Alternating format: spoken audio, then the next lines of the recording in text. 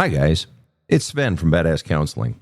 So we created the Badass Counseling group on Facebook, and it grew to well over 45,000 members. And we kept getting asked by folks for a support group, a growth group that's more intimate, gives more access to me, Sven, if possible. So the Badass Counseling team got together, and they created Community Plus.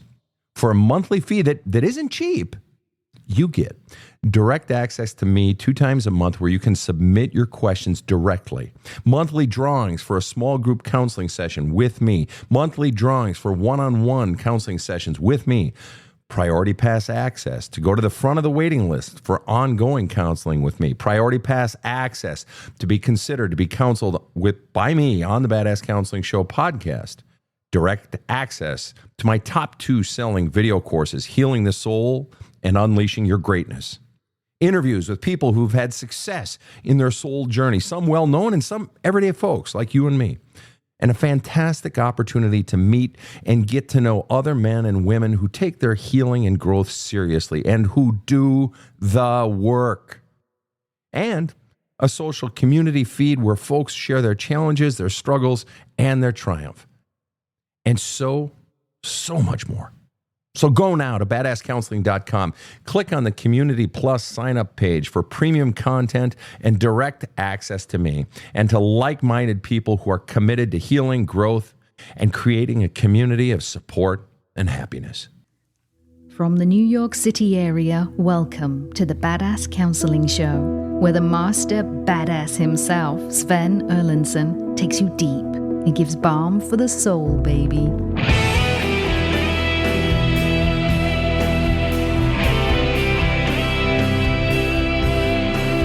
Here we go. You have reached the Badass Counseling Show podcast.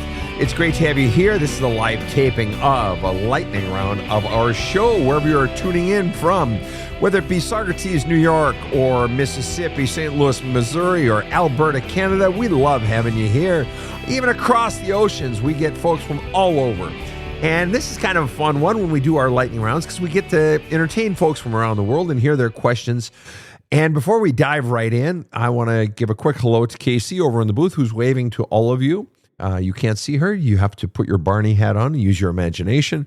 And Rob the Rocket right next to me who has a voice. Rob, what say ye? I guess I do. I have a voice. Yes. Speak, young man. I am me. Life is good. Glad to be here. And for those whose life is not so good, that's why we're here. Ready to get going. Let's get going. I like it. We've got one starting off from Cheese Wheel on TikTok. By the way, we are live on Facebook, TikTok, and YouTube. Cheese Wheel asks, what do I do if I have an ex I kind of miss, but everyone in my life dislikes for how she treated me? What do you do? Oh, and Cheese Wheel then says, and she wants to get back together. Well, the truth is, it's your fucking life. Do whatever the fuck you want. I mean, that's the short answer. But the other answer is, you're obviously feeling conflicted. Now, there may be people in your life saying, well, I'm not going to be your friend if you go back to that person, or you shouldn't. It sounds like a part of you wants to, but then a part of you also hears what they're saying and sees it as valuable, but a part of you really wants to go back. And the truth is, oftentimes people can see shit that we can't, but I would want to ask you, unfortunately I can't now because we're not in session, but I would ask you, is what your friends are saying true? You responded by saying, I don't want to let down friends and family, but she's my first love and wants to change. Well, see, there's the problem. She hasn't changed. The fact that she wants to change is just a promise. She's mistreated you and saying, oh, I want to change, I'll change, but you haven't yet. So you are fundamentally taking someone who has hurt you in the past, who hasn't changed, who says, I'm going to change. I want to change. I want to not hurt you in the future, but I have no proof that I won't. So the real truth of the matter is, Cheese Wheel, sometimes, and that's the person asking this question, sometimes we have to go back into a relationship a few times because we're not ready to leave yet. So if you need to go back in. It's your life. Sometimes this is how we learn. There's nothing wrong with that. There's no shame in that. We have to make our own fucking decisions. And you say you don't want to let your friends down. Fuck that. It's your life. Live it your fucking way. Better to let friends down than let yourself down. And Cheese Wheel says, the truth is, until she knows she has changed and gets mental help, I can't be with her. I need to heal. No, it's not the truth is until she knows she has changed. The truth is until you know she has changed. And if you say she needs mental health, I can't be with her. Well, you've just answered your own question. Yeah, you can't be with her. But the bottom line is you miss her and you love her. So the thing you need to be doing, Cheese Wheel, is you need to be writing her some letters. And don't send those fucking letters. I mean, if you want to, you can, but you're just creating a whole raft of problems there. Write her all the love letters. Start to pour out. The way we let go of someone is by holding on tighter. And what I mean by that is holding on, welcoming up, allowing all the feelings that you feel of love and longing and missing her. Welcome all those feelings up and give them an outlet. Write those letters. I miss you so much. God, I long for you. God, you had the sexiest legs in the world and you had the sweetest heart, and pour it all out and keep pouring it out in those letters you don't send until eventually it's out of you. And it'll go sooner the more you pour it out. This shit will drag on inside of you the more you keep that shit in. Next question. Andrea over on Facebook asks the question, how do I work through affair, betrayal, and reconciliation when he's still seeing her? He wants to keep the friendship. Andrea, I'm going to assume, sorry, I'm not laughing at you. I'm just laughing at how he's fucking playing you, to be very honest with you. How do I work through the affair, betrayal, and reconciliation when he's still seeing her? So you are the wife, I'm going to assume, or he's your partner. You and he are partners. You don't say whether it's married or not. Doesn't really matter. He wants to keep the quote, the friendship, and you put friendship in air quotes or scare quotes. Okay. So, basically, how do I work through the affair, betrayal, and reconciliation when he's still seeing her? You just stated the issue. In other words, I struggle with, you wouldn't have brought up he's still seeing her and how do I do it when he's still seeing her unless you had a problem with the fact that he's still seeing her. If you didn't have a problem with that, you never would have even cited that. It'd be like, no big deal. You wouldn't even brought it up. I noticed you did not bring up that he still wears white clothes occasionally after Labor Day. You didn't bring that up, did you? But that's a fashion faux pas. You never brought it up. In other words, you don't give a shit if he wears white after Labor Day. Some people would, but you don't. Oh, so you brought up the one fucking thing that bugs the shit out of you. You brought up he's still seeing her. So you're like, how do I work through the affair and betrayal when he's still seeing her? Your problem isn't working through the affair and betrayal. Your problem is that you are still, when he's still seeing her. You're in a relationship with someone who is still seeing and maintaining a quote unquote, air quote, quote, friendship with a person he had an affair and betrayal with. Dude, he is fucking you every way till Tuesday. He is lying out his fucking ass. He is taking advantage of you. And here's the really shitty news, and I'm not trying to be a fuckstick here, and I apologize if this hurts to hear, but you need to hear it. Something is going on inside of you that you are so desperate that you are letting this happen right in front of you. You need him so badly. You want it. You are so afraid of something that you are willing. There's nothing wrong with being willing to work through something with someone who's hurt you badly, if they are willing to work through it too. There's nothing wrong with wanting to reconcile a relationship. There's no shame in that. Okay? But when you are doing it so immediately, when he hasn't done his healing work yet, and you haven't done your healing work yet, and I know that because you flat out admit, how do I do my healing work?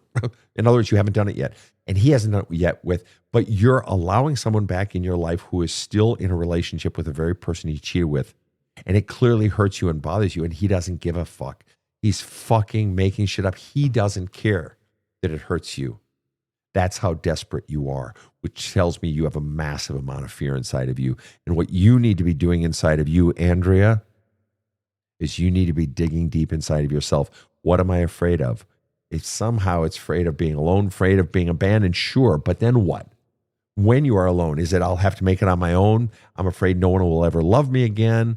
Is it all the voices that come rising up inside of me when I am alone? See, I'm not lovable. See, no one loves me. See, I'm worthless. You're taking back someone who has already violated your trust and destroyed your heart. You're choosing to take that person back. And again, there's no shame in that. But here they are, likely lying about the nature of his relationship. How do you have an affair with someone and then just instantly shift to friendship? That's bullshit. He's fucking lying out his ass, and you are letting it happen right under your nose because you're afraid of losing him. And until you name what that fear is, you're fucked, and he is going to keep fucking with you. He has power over you still, even though he hurt you. He has power over you because he is telling you this line that they're just friends, and you're believing it. That's how desperate you are to keep him. And I'm not trying to be hurtful, but I guarantee that's what's going on here. All right, next relationship, excuse me. Next question. Thomas Langley over on TikTok says, read the book, I listened, did the journaling work, 5 sessions of somatic work. What a ride, Sven. Yeah, what a ride is right, Thomas Langley. Good for you. I'm proud of you. And he says, I mean, it's been a hell of a 3 years of learning. Oh, I'll bet it has. Now keep going in.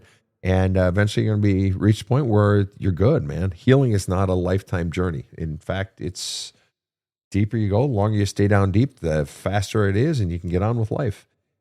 Michelle over on TikTok on the same cheating theme asked this. How do you know what the fear is or what's keeping you longing for the cheater? Well, what you're longing for, what's keeping you longing for the cheater? I mean, that's basic stuff. Like, just write it out. Write them a love letter. Seriously, as if you're pouring out your heart to them. That'll tell you what you're longing for. So, and I used to do this, and the reason I tell you guys not to send the letters is because I did send the letters. And in the end, it's just embarrassing and humiliating. And you end up writing it because you're trying to convince the person. But if you're trying to convince the person, then you're going to edit your letter, and you're not going to just pour out your heart. And the goal is to heal the heart, not win them back, because it seldom works. And if you're trying to win them back after they've cheated on you, they now have all the power, as we saw with Andre. He's got all the power. Okay, so you keep flushing out, and as you're writing this letter, you'll see what you long for. Tell them how much you love them, long for them, and lust for them. Pour out all your heart, and pour out the anger and the rage and the sadness, all of it. Okay, how do you know what the fear is? Michelle asks also. Well, in your journaling, right at the top of the page, what do I most fear if I don't have the cheater? And then you can write down all the potential options, speculate the possibilities. I fear being alone. I fear having to pay for life myself. I fear not having a companion. I fear I fear what else? That I'll never find a lover again. And then ask yourself the question, well, what is it about each of those that is the scariest part? All right, so break each one of those down even further. Why do I fear that so much? What's the scariest part about that particular thing? In other words, you're continuing to dive deeper into each of those answers. And as you're diving deeper, one of those is going to resonate more than the others. One of those is going to scare you more. One of those is going to be like, oh, fuck, or you're going to start to cry, or you'll have you'll start shaking or laughing or whatever. You'll have some sort of reaction. You'll feel it. And you just keep diving in, and that's how you'll know which one your biggest fear is. And wherever your biggest fear is, that's what tracks back to your oldest conditioning of what you were taught to believe about yourself. That fear of being alone. Well, what does being alone mean? Oh, it means, geez, I'm not worthy of love. Oh, holy shit, that's it. And then you track back. Well, where did I get that message? Oh, it goes back to wherever it goes back to. All right. Next question. Quinn Wynn asks the question, can two people with political differences date each other? Well, that's actually, we know from what? We know what? Well, on the national level, James Carville and Marlee Matlin, right? They were both political big shots in the, under Clinton and Bush and so forth. And they were opposite sides. One was Republican, one was Democrat. Can two people with political differences date each other? Sure. Assuming they can talk and be reasonable with each other. Back in the day, man, people who had opposing, political ideals could even be good friends. Hell, in our city here, where I live, at least the city I live in, I can't speak for Rob's city, but in the city that I live in, I actually have friends who are on the opposite side. I'm having dinner with some friends on Thursday. One of my dearest friends here in this city, He's different politically. I'm not really a political guy. I don't talk about politics. I was raised by parents of that era. You don't talk about politics or religion. But I know he's politically different. He and I are very close. He's a very kind man, one of the most generous men I've ever met. And I have immense respect for him and for his wife. So can you date someone? Sure. Just everything gets down to how you treat people is the way I see it. And are you kind? Are you generous in spirit? All right, next question. Mary Madeline, is that what you Madeline. said? Madeline. Yeah. Who is the actress, the deaf actress? Marley. No, there was a similar name. She was like on West Wing. She was on a bunch of shows. Oh, you've seen her a million times. Anyway. Can't think of it. Oh, yeah. You'd know her if you saw her face. All right. 007 on TikTok asked the question, is there any hope for someone that is kind of a narcissist to get better? Yes, absolutely. Yes. In fact, we have had narcissists, self-admitted narcissists on this show multiple times, 2, 3, 4 times, where they wanted to change. They admit it. They admit the harm they've done, and they sought change, and they were willing to really look at their shit. And as you know, if you listen to my show, the Badass Counseling Show, we do counseling episodes and we do these lightning rounds. And on the counseling episodes, if you've ever listened to my show, you know I hammer people hard. All right? I'm kind and I'm loving, but I also hammer them on truths. So we've had these guys on and women on, and it's just like, we just put it all out there. So you ask the question, and they put it out there, and they are willing to look at it and begin that deep work. And you ask, so can someone who's a bit of a narcissist change? Yes. But it's contingent upon one thing. They got to want it, and not just want it. They got to be hungry for it. And what drives a narcissist to want to change, to be even willing to change? And by narcissist, those of you that run in the badass counseling world know that I call them extreme takers. I feel it's a much more accurate term. Narcissist is this obscure psychology term. I leave psychology to the psychologist. I'm not a psychologist. I'm a soul counselor. And so can they change? Yes, but it requires one thing. What? Pain. A narcissist is not going to change until they have had enough pain. Why do I say that? Because a narcissist is used to taking. They're an extreme taker, to taking to get their love cup filled. It's never enough. So they're going to take from every source they possibly can. If they have to give a little bit, if they're giving, it's transactional. It's to get something even more in return. The only reason they would stop doing this way is because the pain of living this way has caused so much damage. It's hurt either people they love to such a degree, or they've lost so much. And pain as a result of loss is where I was going with this. That until that comes, they're not going to change. Why? Because they don't have to. They're sitting in the catbird seat. They're getting everything. Why the fuck would they change? And them losing you may not be the catalyst for change. But if they're going to change, it has to be because of some sort of loss. Something that affects them so deeply internally that they are motivated to fucking change. So can a narcissist change? Absolutely. All right. Here's one from Andrea Pollack over on TikTok. She says, in a situation, really great guy. I know he's not ready. Don't know if I should wait for him. Well, question is, do you want to? I mean, if you want to, go for it. Why not? On the other hand, what the hell are you going to do until he does get ready? What is the relation? You say, I'm in a situation, a really great guy. I know he's not ready. Don't know if I should wait for him. Are you going to wait inside the context of the relationship or wait outside the context of a relationship? Because if you're waiting inside the context of a relationship, what is the nature of the relationship going to be while you're fucking waiting? Furthermore, if you wait outside the context of a relationship, what are you going to do with yourself? Furthermore, still, in a situation, really great guy, I know he's not ready. Does he know he's not ready? Does he give a shit? Is he doing anything to get ready? Presumably to change himself? Or is this just your assessment from afar? Maybe you've told him, but if he has no interest in changing, and if he's not actively taking steps, then yours is just a hope and a prayer, and he needs to change, and I'm just going to sit here and wait until he does. No. You got to let him go. The truth is, that's like it's a version of trying to fix someone. You're trying to fix them by waiting, by being patient. I believe in flow, people, that when relationships are right, they flow. Now, does that mean everything is great? No. My girlfriend and I, we have arguments, and she's from the Bronx, big Italian family. She's loud, she swears. I'm the rare loudmouth fucking Swede. And so we have arguments, we bicker, and we work our businesses together and so forth.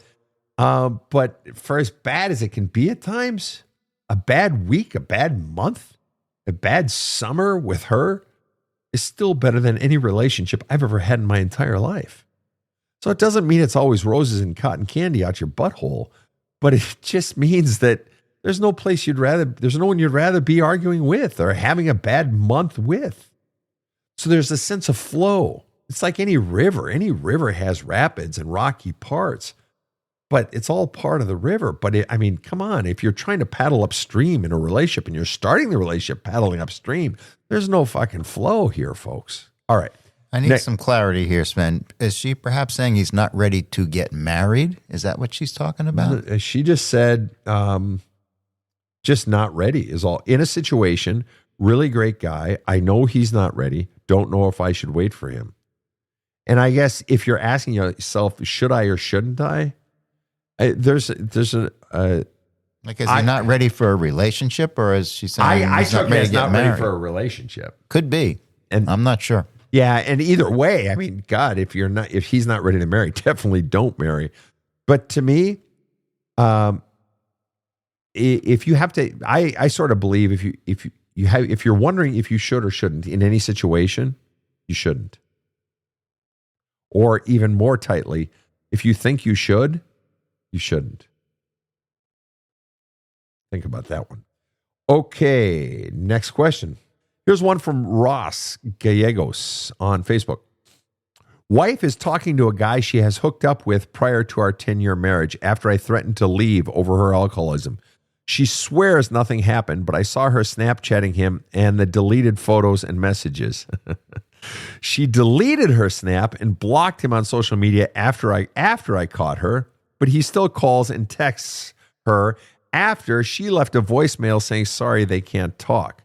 Can I trust her? She has been sober for 3 weeks and not been on social media and is going to a counselor. Can you trust her? You can do anything you want. Now, if Vegas were giving me odds on whether or not that's just fucking danger, Will Robinson, danger on whether or not that shit's going to blow up in your face. If Vegas were giving me odds, I would bet all the money in my pocket as well as the lottery tickets I bought for tomorrow night's lottery Powerball. I would put it all on the table because honestly, she swears nothing happened, but I saw her Snapchatting him and deleted the photos and messages. If nothing happened, why delete the photos and messages? See, if nothing happened, then those photos and messages are proof that nothing happened. Think about that. Those were her best friend. Those photos and messages were her best friend if, in fact, nothing happened. Why? She could show them to you and say, hey, sweetheart, come here. Look, Ross, look, nothing happened. And you could read them and look at them, and it's just like, oh, it's the pictures of the kids, or oh, it's the dog, and we were just talking about how our dogs are similar and so forth. Nah, she deleted it. If they're trying to hide it, folks, that's your answer. If they're deleting shit, that's your answer. I'm not trying to be a dick, Ross. This woman is a train wreck in your life waiting to happen. I applaud her for being 3 weeks sober. It's fantastic. And not being on social media, but 3 weeks and not being on social media and is going to a counselor. That's a great little start. But this is your wife. And she's talking to a guy that she hooked up with prior to our 10-year marriage after I threatened to leave over her alcoholism. No way, man. This is a fucking train wreck. Honestly, you don't really state a question in there, but I would not trust her any further than I could throw her. And I'm a strong guy. I could probably throw her like 5 or 6 feet if we were having a wife throwing contest. Not that that's legal. Not that I endorse that sort of behavior, but mythically, if we were doing that, but I wouldn't trust her any further than those 5 or 6 feet. All right. Much more to come right after this short break.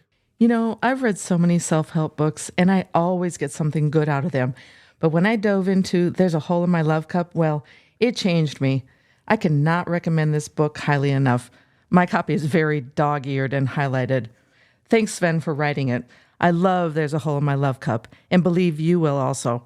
Order your copy at badasscounseling.com.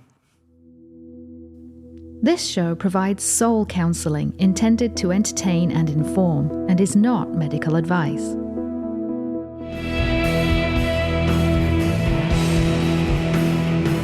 Now, back to the badass. We are back to a lightning round of the Badass Counseling Show. I've got a question here from Amber on TikTok who says, we just lost our son at 34 weeks. Oh, good Lord. Amber, I am so sorry. 34 weeks. Oh, goodness sakes. That's, ugh. Amber says, we just lost our son at 34 weeks. I'm so sorry, Amber. We are trying to stay strong for our 5-year-old girl, but I feel broken. Of course you do. Of course you do. I have no idea how you wouldn't be broken and feel broken and just everything. And the simple fact that you're raising this here says how much you're really struggling. It says you're hurting and you're wanting some help or some insight or something. What should I do? Help is what I hear you saying. And the simple truth of the matter is this. You have an obligation to several parties here.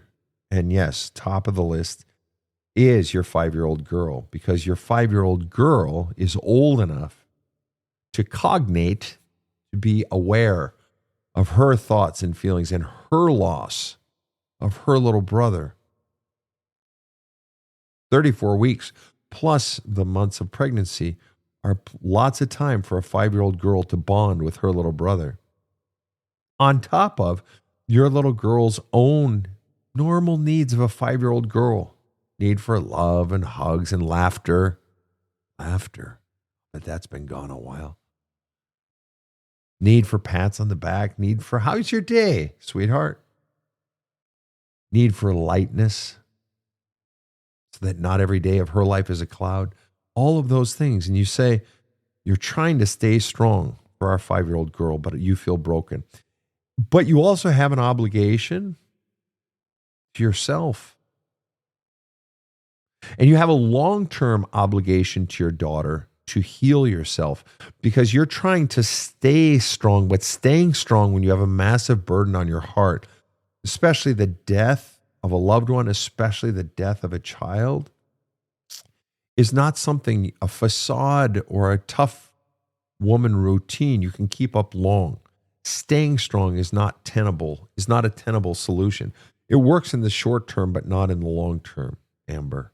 That means what you have to do with that pain is you have to begin the ugly, hard, nasty work of getting it out of you. That means it's a 2-phase process. You have to welcome up all of your pain, your rage, your sorrow, your feelings of betrayal, your disappointment, your hatred at the universe or God, all of it. All of it is welcome. Every single feeling. Now, maybe you're 34 weeks pregnant. Wherever you lost that child, whether it's the pregnancy or the birth. 34 weeks out of utero or in utero, the bottom line is you have to do the grieving work, Amber, or this pain will stay in you, and it will be the cloud in you. It will be the cloud over your child. It will be the cloud over your marriage if you're married. So you have dual responsibilities, but long-term, the most important responsibility that you have is to begin the process of flushing this pain out of you. Journaling and writing letters you don't send to your deceased son, letters to God, letters to all of it. Journaling it all out. You have to, and you cannot stop, no matter how hard, how painful, how scary it is. In fact, the scarier and harder and uglier it is, the more committed you have to be to go into it. Why? Because this is the root of your healing.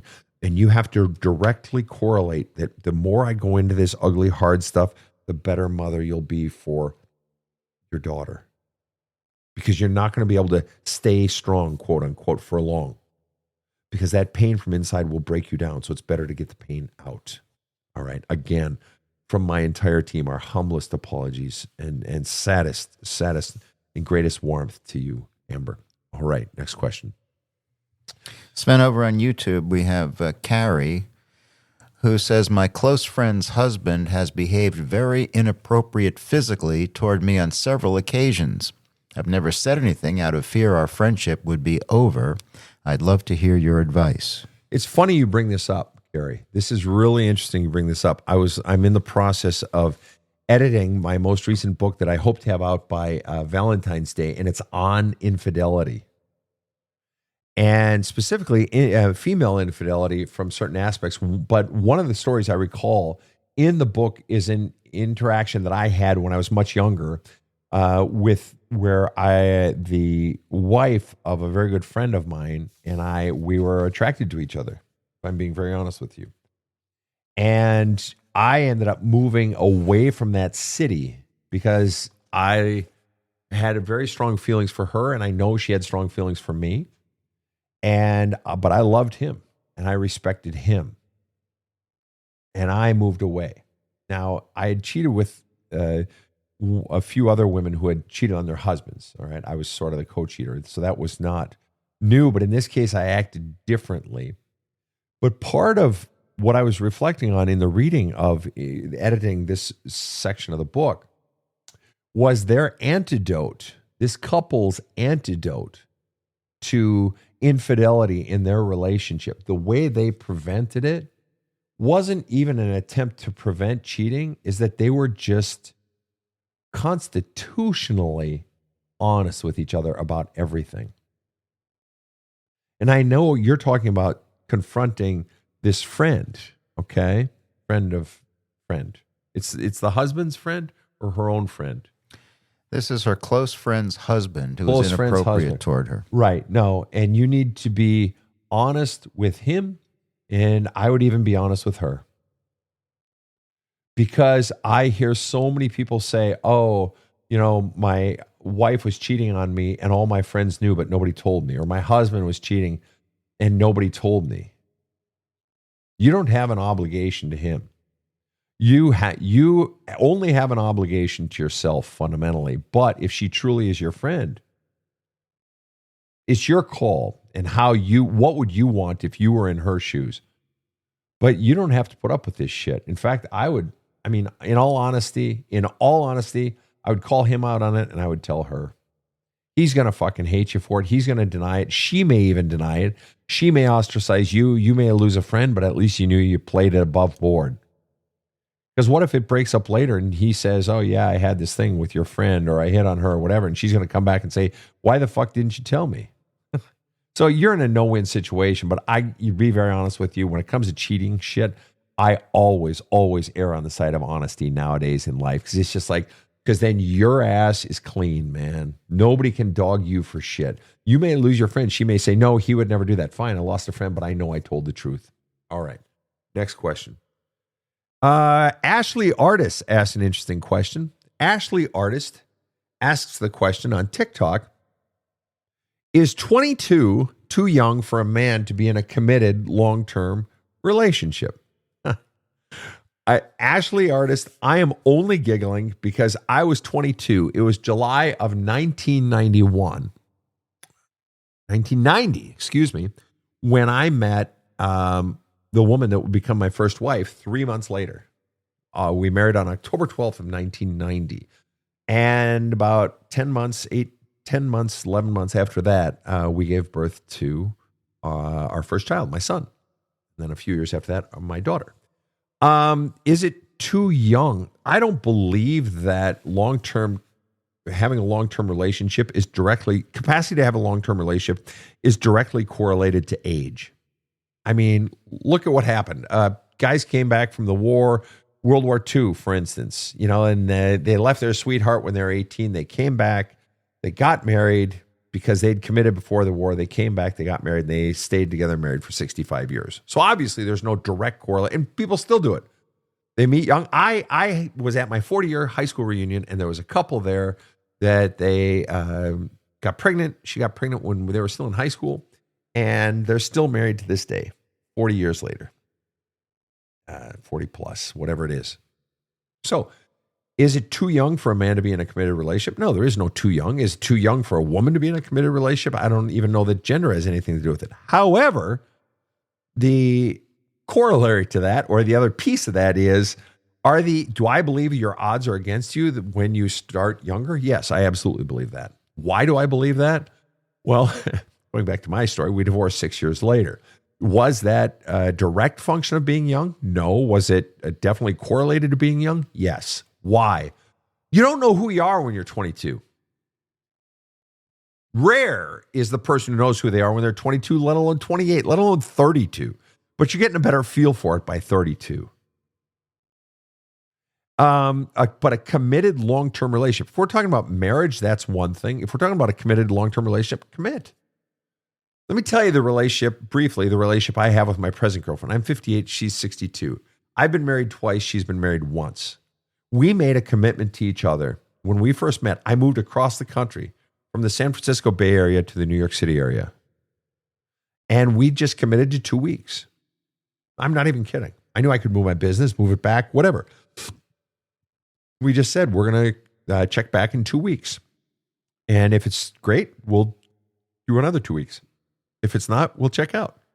We each give each other permission. We kept putting it on 2-week contracts. Then after a couple of months, we said, well, let's bump it to a 1-month contract. I'm not even kidding. We literally did this. Rob, I think you've heard this story before. It's very transactional, Sven. It was, but it kept us both on track. But it gave us each permission to leave if it didn't feel right. So then we were doing 1-month relationships. And then we said, well, let's go to 3 months. So then we said, all right, we're ready let's go for 3 months. And then we went 3 months, and then eventually it became a year. And now we don't even talk about it. We just say, the only time the idea of the contract ever comes up is if she's really pissed. I think we need to review that contract, Sven. But the point is, what we fully acknowledge at where we are at in our lives is that she is fully committed to her highest aim is to help me become the fullest expression of who I am. My highest aim in our relationship is to help her become the fullest expression of who she is, knowing that could lead our paths apart. And so it's not even a commitment to a long term. It's a commitment to today.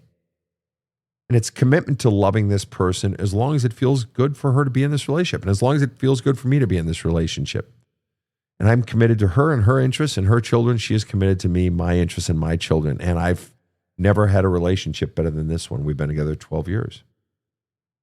So structure it the way you need to structure it for your life. When you're 70, in your 70s, it's even a little bit more relaxed, more interesting. My girlfriend and I say, let's bring out the best in each other. And as long as that's happening, we'll stay together happily. I like that. Now, here's an interesting question, a different direction. This is from The View from Here. Ask this question. And Rob, I'm going to ask you to chime in. I'm going to say something, and I want you to chime in with your thoughts. This person asks, how do we not lose all hope with the state of the world? It's getting harder and harder. I have a couple of things to say on that. I grew up with parents who were born in 1928. They grew up during the Great Depression in the far north. They went to school in the Midwest. My mother went to junior college at the age of 16, so she would have been about in 1944. So we're just coming out of the Dust Bowl of the 30s, coming out of the Great Depression. All right, my parents lived through that. Now we're into World War II. Okay. The stories that my parents would tell, and not a woe is me story, but and having studied a bit of history myself, not a lot, but enough to know that the world was dark. And the world was dark during the 50s and 60s. I grew up in the 70s when there still was the threat of nuclear war. I literally knew people that had bomb shelters in their backyards.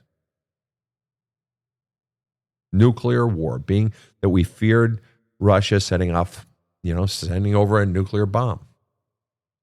So the state of the world is getting harder and harder. There are some who would argue, some arguing from their grave, that is it? Is it? Some would argue that it has always been hard, just in different ways. Now, I'm not saying I certainly recognize how difficult the world is, as do you. So I'm not trying to minimize what you're saying. I'm just contextualizing it. So back to it. How do we not lose all hope? Well, let's tear a page out of the Greatest Generation, which is what my parents came from. That World War II generation and so forth. And part of what they did, my mom and my dad, was they simultaneously did the work of flushing out their own pain. They believed in therapy. They believed in my dad's case, talking to his clergyman, and he was a clergyman. In my mom's case, therapy and talking to clergy and journaling and so forth. And to get the pain out, to get the fears out, to get the anxiety out. Because if it's just stewing in here, it only gets bigger. So it's flushing it out. And they believed in, that was the generation, focus on the positive. Focus on the positive. Look on the sunny side of life. Find the good. Find the good. And I feel like to a large degree, that's what's missing now. I really do. I feel like there's such a doom and gloom, and people are obsessed with this notion that it's doomier and gloomier. And I'm not convinced of that. It's bad, but what the fuck was World War II if it wasn't bad? What the fuck was the Great Depression if it wasn't terrible? And so we still have to find the good. I mean, what job? There's that silly quote from Joseph Campbell. He says, if you're a plumber and you happen to be riding on the Titanic, and all of a sudden it starts to list and taking on water, you're a plumber. Well, what do plumbers do? You start bailing water. You're going down, but I mean, I see pain all around me. Rob and I were just commenting on a show we just taped about how many people there are in this world who had terrible childhoods. I see it every day. And just the most wretched stuff. And it would be very easy. And I know Rob has wrestled with this at times. KC, my other associate producer over in the booth, talk about it, that sometimes our shows get heavy. I'm in this shit every day. They're in it when we're doing these shows. Rob does all the editing of all this shit. But the bottom line is what choice do we have but to engage the world anyway? To brighten our little corner of the world. Brighten the corner where you are and keep working. Find the good. Find the beauty in humanity and nature, and to fight to make the world a better place. Rob, do you have thoughts on this? Well, I'll endorse pretty much everything that you've said, Sven. Times are tough, but times are always tough. The Greatest Generation, in terms of bravery and winning the war, but it wasn't the greatest generation for equal rights for women or civil rights. Things were tough. Brilliant. And I think now, and I don't want to get political or blame social media, because here we are sitting on social media, 3 platforms at once, but with people being so encouraged to say whatever the fuck they want to say, and with a lot of world leaders that are getting right in line with that, it seems like there's less encouragement of cooperation and a lot more encouragement of divisiveness, which has led to a lot of hate that I'm not sure has been that obvious before. And that, I think, leads to a level of anxiety with lots of people. Yeah, no, I agree with you. And, but I also think that there's also a threshold value. And I think that, having a common enemy, and I think the common enemy of what the common enemy has become is the deterioration of love, the deterioration of goodness. And I think people are recognizing it on all sides of the equation. Not everyone, obviously. But I think so many people are sick of the hurt and the hate and looking to bond and looking to reconnect. And my own little piece that helps me is I tore a page out of my parents' sort of life and what they taught us. And what's that? My parents taught, they didn't necessarily outright say it, but they generally lived. You don't talk religion or politics. Shit. How much nicer would our lives be if we just, so I don't. What other people do is their business. I try to not talk religion or politics. guess what? I get along so much better with people.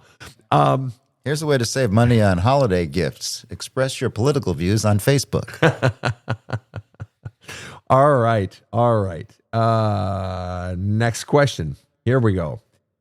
Sven, over on YouTube, Ms. Kitty Cat says, I'm 45 and single, and I'm 2 and a bit years, which is great. I don't know what that means. Anyway, I do not date. Is settling for single and your own peace sustainable? I think about letting that peace go. I fear that.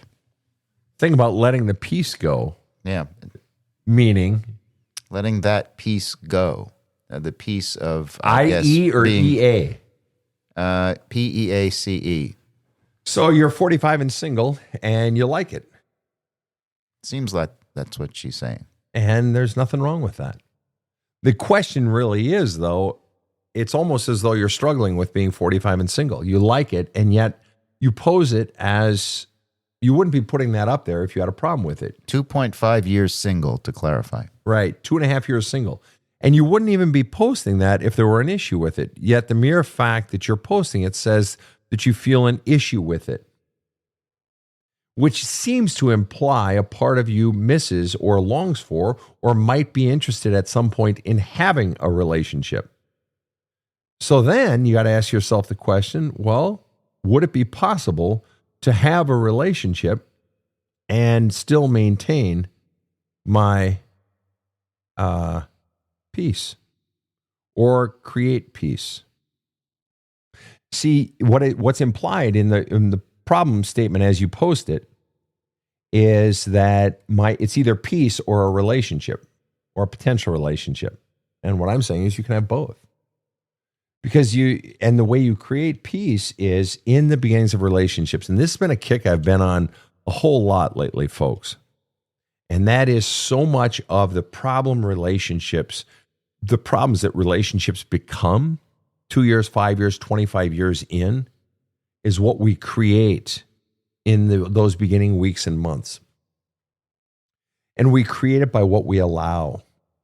And once you have done the work to heal yourself and gotten out your pain and gotten out your fears by doing the deep work that I talk about on the show, especially by using the tools that we've created, such as this podcast and in the videos and the book, There's a Hole in My Love Cup. Once you've done that work, then you can feel when something doesn't feel good anymore. You can feel when someone is hurting you, and you have the courage to stand up to that person and say no when they're hurting you. You can stand up to a person and say, these are my needs, and we need to focus on my needs as well as your needs. So there doesn't have to be a disruption in your peace because a person isn't overrunning your boundaries and you're not over investing in a person. You're able to stay in the relationship at a 1-to-1, roughly a 1-to-1, 2-to-1, 1-to-2 basis. In other words, I'm investing just as much as they are. I'm expecting them and requiring them to invest as much as I am. There's no disruption of peace. When they start to treat me in a way that doesn't feel good, I stop them. And I demand that they atone for it. And if they don't, I walk away. That's how you protect your peace. So you can have peace and relationship. That's one of the goals, right? You can. They're not at odds with each other, but it requires deliberateness on your part rather than just going all in and then they mangle you once you're in there. All right, next question. Got time for one more. Okay. Ang says, well, these two actually kind of go together. Do I need to get in? Beans Nation says, do I need to get into a relationship to test that codependency? Yeah. Yeah, because otherwise it's theory up till that point. And you test it bit by bit. But then Ang over on TikTok says, what happens when they say they will, but then they don't? Well, you stop. You hold them accountable and you expect them to apologize. You expect them to, and if they don't, then you walk away.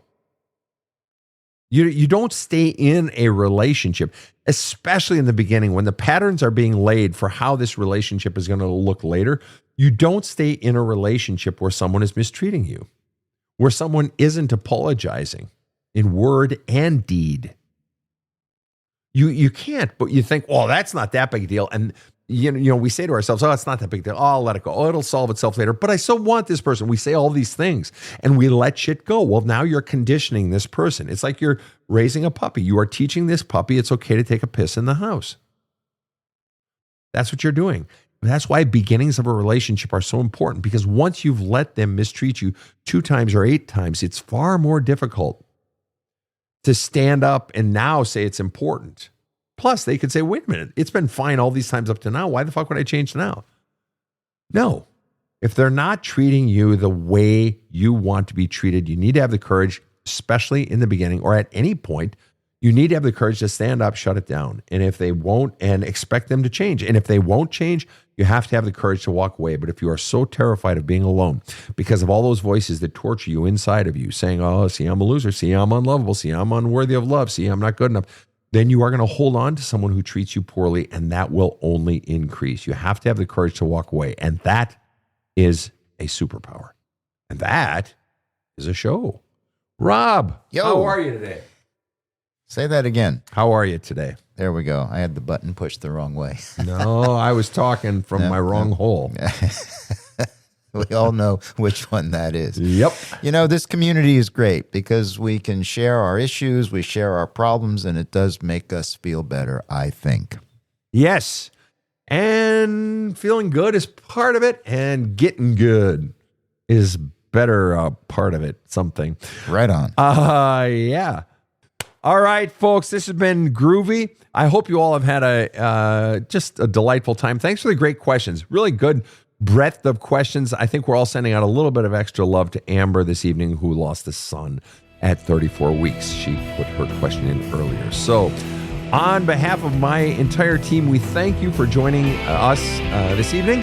And wherever you are tuning in from, have a kick-ass day. Slay those demons. The Badass Counseling Show is strictly copyrighted.